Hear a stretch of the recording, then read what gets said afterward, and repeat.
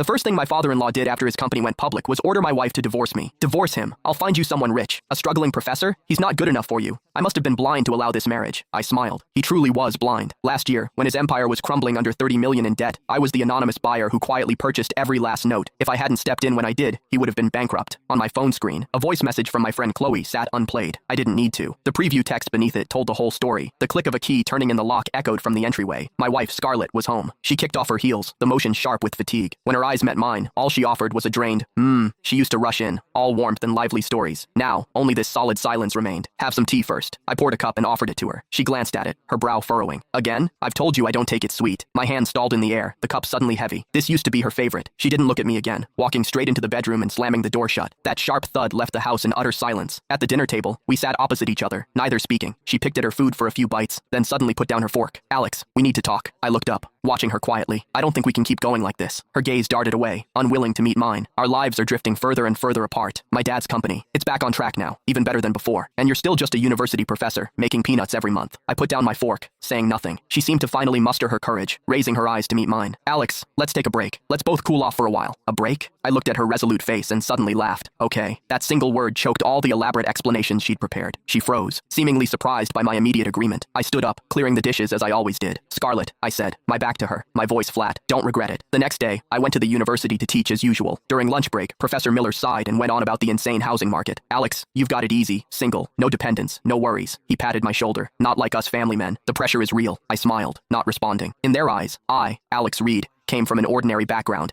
had a stable job, and married a beautiful wife whose family had recently gone bankrupt. I was the typical nice guy who took on someone else's baggage. My phone vibrated. It was a message from Scarlett. Saturday night, dinner at my parents' house. A commanding tone, cold words. I replied, okay. The ambush dinner was coming. On Saturday, I walked through the front door of Richard Hayes's mansion, carrying a couple of expensive bottles of wine. The mansion, once so quiet and empty, was now bustling with people again. Richard, my father-in-law, was dressed in a designer suit, beaming with confidence, talking loudly about business with several partners. When he saw me, the smile on his face faded, replaced by undisguised disdain in his eyes. You're here? Find a seat for yourself. He gestured towards the most secluded corner of the living room. In the main seating area, a young man I didn't recognize was sitting, dressed in head-to-toe designer brands, a Patek Philippe watch glittering on his wrist under the lights. Scarlett was sitting right beside him, smiling charmingly, deep in conversation. That was a Scarlett I'd never seen, a Scarlett from another world. Alex, Eleanor, my mother-in-law, handed me a glass of water, her tone distant. This is Eric Sterling, Mr. Sterling's son. He just came back from abroad, young and accomplished. I nodded, looking at the man named Eric. He was sizing me up too, his gaze like he was looking at a cheap knockoff. Oh, so this is Scarlett's husband? Alex Reed, right? Eric drew out his words, a faint, mocking smile playing on his lips. Teaching at the university, are we? Well, that must be quite the effort. He said, effort, but his eyes were practically overflowing with contempt. Scarlett's expression was a little uncomfortable, but she didn't say a word in my defense. Dinner was served, a lavish spread